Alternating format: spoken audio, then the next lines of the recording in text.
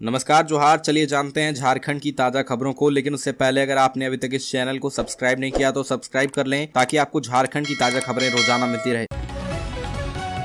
सबसे पहले और बड़ी खबर, चतरा में मारे गए नक्सलियों के परिजनों का आरोप, बोले सरेंडर करने आए थे, पकड़कर मारी गोली। झारखंड के चतरा में मुठभेड़ में मारे गए नक्सलियों के परिजनों का बड़ा आरोप है। परिजनों का कहना है कि एनकाउंटर फर्जी था, पुलिसकर्मियों ने पकड़कर गोली मारी है। वहीं झारखंड के डीजीपी अजय कुमार सिंह ने कहा है कि परिजनों के आरोप में कोई दम नहीं है, कोई सबूत है तो सामने लाएं। नक्सलियों के परिजनों ने कहा कि वे सरेंडर करना चाहते थे, लंबे समय से प्रयास कर रहे थे, पुलिस भी हमारे घर आती थी, सभी सरेंडर करने के इरादे से चतरा इलाके में पहुंचे थे, पुलिस ने उन्हें वहीं धोखे में रखकर मार दिया।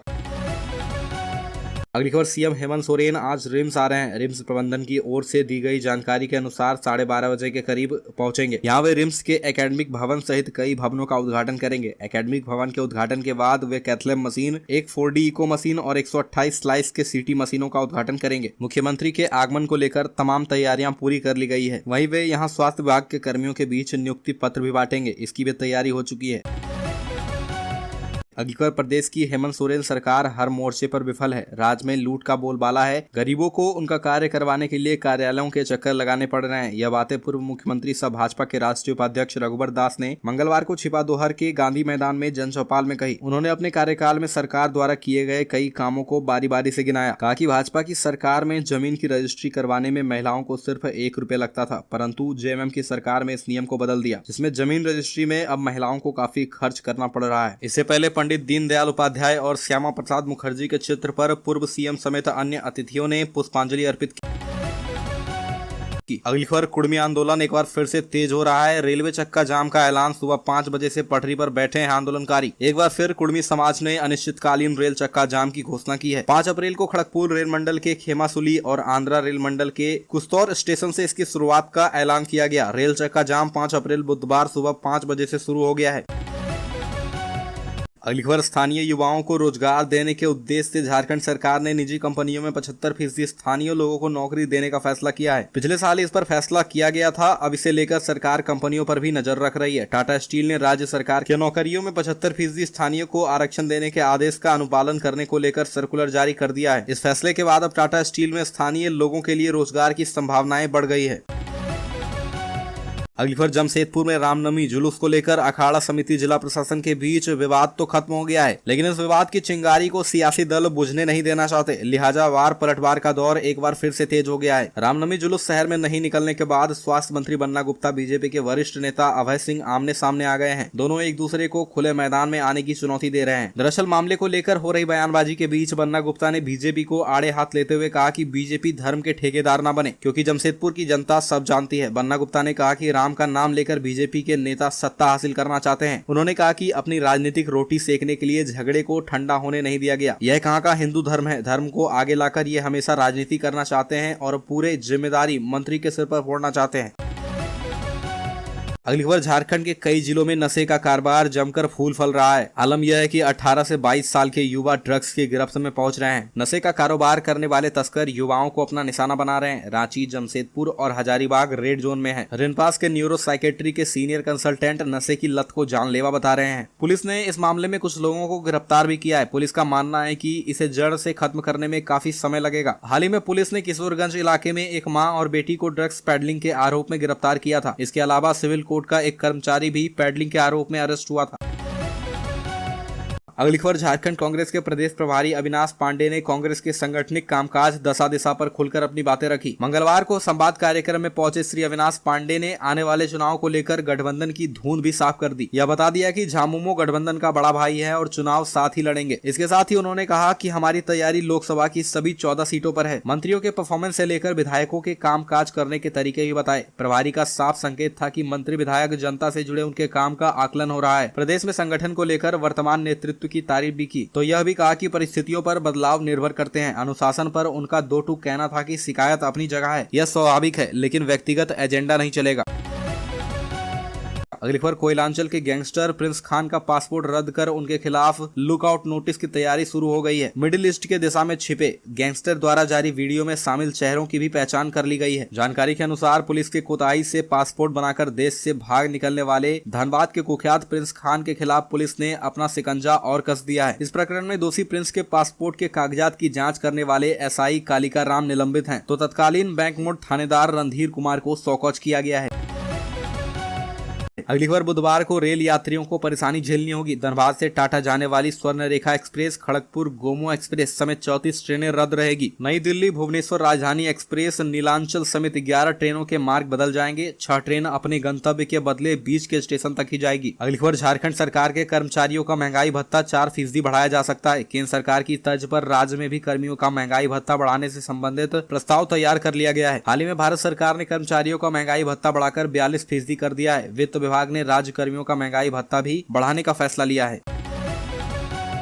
अगली खबर, साहिबगंज जिले में करीब 36 घंटे के बाद इंटरनेट सेवा बहाल की गई। रात लगभग 9 बजे जिले में इंटरनेट सेवा शुरू की गई। बता दें कि शांति व्यवस्था बनाए रखने के लिए DC रामनिवास ने इंटरनेट सेवा बंद कर दिया था। जिले में इंटरनेट सेवा बहाल होते ही लोगों ने राहत की सांस ली। वहीं साहिबगंज में शांति बहाली को लेकर मंगलवार को DC रामनिवास यादव व SP अनुरंजन किस्पोट्टा के नेतृत्व में सद्भावना मार्च निकाला गया। सद्भावना मार्च में सैकड़ों की संख्या में शहर के प्रबुद्ध लोग शामिल हुए थे। पूरे शहर में हिंदू, मुस्लिम, सिख, ईसाई आपस में भाई भाई का नारा गूंजता रहा। पूरा शहर पुलिस छावनी में तब्दील हो गया था। बता दें कि शहर के पटेल चौक में धार्मिक स्थल पर तोड़फोड़ व झड़प की घटना के बाद पुलिस की कार्रवाई में स्थिति सामान्य रही। मंगलवार की सुबह SDPO प्रदीप उरांव के नेतृत्व में कई पुलिस पदाधिकारियों ने क्षेत्र का भ्रमण किया। अगली खबर, झारखंड के DGP अजय कुमार सिंह ने कहा कि नक्सली सरेंडर करें या अंजाम भुगतने को तैयार रहें। वह मंगलवार को चतरा जिले के अति उग्रवाद प्रभावित लावालौंग प्रखंड पहुंचे। इस दौरान उन्होंने हेलीकॉप्टर से क्षेत्र का हवाई सर्वेक्षण किया। बाद में CRPF कैंप में आयोजित कार्यक्रम में उन्होंने नक्सली मुठभेड़ में शामिल सभी पदाधिकारियों और जवानों को सम्मानित करते हुए उनकी हौसला अफजाई की। DGP ने कहा कि जो नक्सली मुख्य धारा से भटक गए हैं वे सरकार की सरेंडर पॉलिसी का लाभ ले लें। नक्सलियों को इस तरह का काम करने से कोई फायदा नहीं है, इससे समाज और परिवार का नुकसान होता है। उन्होंने कहा कि नक्सली मुख्य धारा में लौटें, सरकार मदद भी करेगी। अगली खबर, लोकसभा में गोड्डा सांसद डॉक्टर निशिकांत दुबे ने साहिबगंज के मंडरों में 19 लाख करोड़ का पुराना फॉसिल्स के बर्बाद होने के साथ साथ राज्य सरकार के संरक्षण में फॉसिल्स स्टोन के अलावा गिट्टी और बालू के अवैध खनन पर सवाल उठाया था। उन्होंने इस मुद्दे पर केंद्र सरकार से CBI और NIA से जांच कराने की मांग की थी। सांसद डॉक्टर निशिकांत दुबे के इस प्रश्न पर केंद्रीय कोयला एवं खाद्य मंत्री प्रहलाद जोशी ने जवाब दिया। केंद्रीय मंत्री ने कहा कि राज्य सरकारों को खनिज के अवैध खनन और भंडारण को रोकने तथा उनसे जुड़े कार्यों के लिए नियम बनाने का अधिकार केंद्र सरकार ने दिया है। अवैध खनन पर नियंत्रण राज्य सरकार के क्षेत्र में आता है। साहिबगंज के मंडरों में फॉसिल्स के अवैध खनन का मामला राज्य सरकार से संबंधित है। अगली खबर, विश्वविद्यालयों में छुट्टियां घंटी असिस्टेंट प्रोफेसर के लिए मुसीबतें लेकर आती है, क्योंकि UG PG में क्लास लेने पर ही अनुबंध असिस्टेंट प्रोफेसरों को प्रति घंटी 600 रुपए का भुगतान किया जाता है। आने वाले दिनों में 1 माह का ग्रीष्मावकाश रहेगा और इसके बाद विभिन्न सेमेस्टर की परीक्षाएं शुरू हो जाएगी, तब क्लास नहीं चलेगी। ऐसे में घंटी लेक्चररों को मानदेय भी नहीं मिलेगा। घंटी पर सृजित पदों के विरुद्ध नियुक्त लेक्चरर लंबे समय से निश्चित वेतनमान की मांग कर रहे हैं। अगली खबर, झारखंड के DGP अजय कुमार सिंह बुधवार को पुलिस मुख्यालय में 5 जिलों के संगठित अपराध की समीक्षा करेंगे। इसमें जमशेदपुर, धनबाद, लातेहार, पलामू और रामगढ़ जिले के अलावा एंटी टेररिस्ट स्क्वाड के स्तर पर संगठित अपराध के खिलाफ क्या कार्रवाई की गई है, इस पर चर्चा होगी। वर्ष 2023 में फरवरी तक 2 माह में आर्म्स एक्ट के 12, पॉक्सो एक्ट के 8, दुष्कर्म के 7 और चोरी के संबंधित 95 केस सामने आए हैं। वहीं आपराधिक गिरोह के द्वारा हत्या का 1 केस दर्ज हुआ है, जबकि संगठित अपराधी गिरोह द्वारा रंगदारी मांगने का 1 मामला भी धनबाद में सामने नहीं आया है। अगली खबर, झारखंड सरकार के वित्त विभाग ने राज्य के वित्तीय प्रबंधन को चुस्त दुरुस्त करने के लिए कई कदम उठाए हैं और इसका नतीजा 31 मार्च को समाप्त हुए वित्तीय वर्ष में देखने को मिला। वित्तीय वर्ष के शुरू और मध्य में सरकार के विभिन्न विभाग बजट राशि खर्च करने में पिछड़े रहे थे। मार्च आते आते इतनी तेजी से काम किया गया कि सभी विभागों ने औसतन बेहतर खर्च कर बजट की खर्च हुई कुल राशि को 90% तक पहुँचा दिया।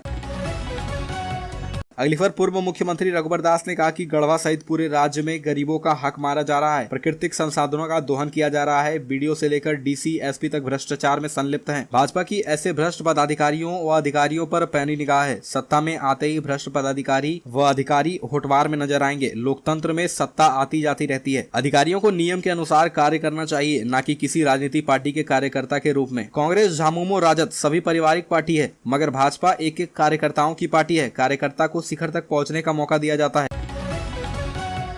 अगली खबर, प्रदेश कांग्रेस की ओर से लोकतंत्र बचाओ मसाल शांति मार्च निकाला गया। यह मसाल शांति मार्च जय भारत सत्याग्रह कार्यक्रम के तहत निकाला गया। इस मसाल जुलूस में प्रदेश प्रभारी अविनाश पांडे, प्रदेश अध्यक्ष राजेश ठाकुर सहित कांग्रेस के तमाम मंत्री, विधायक और अन्य अधिकारी शामिल हुए। जुलूस के दौरान प्रदेश प्रभारी अविनाश पांडे ने मोदी सरकार पर जमकर हमला बोलते हुए कहा कि यह लड़ाई मित्रकाल के विरुद्ध लोकतंत्र को बचाने की लड़ाई है। आज भाजपा ने झूठ प्रपंच की सारी हदें पार कर ली है। ये सत्य की लड़ाई है। कांग्रेस पार्टी न पहले तानाशाहों के आगे झुका है और न कभी झुकेगा। यह मसाल शांति मार्च जिला स्कूल के शहीद स्थल से राजभवन तक निकाली गई।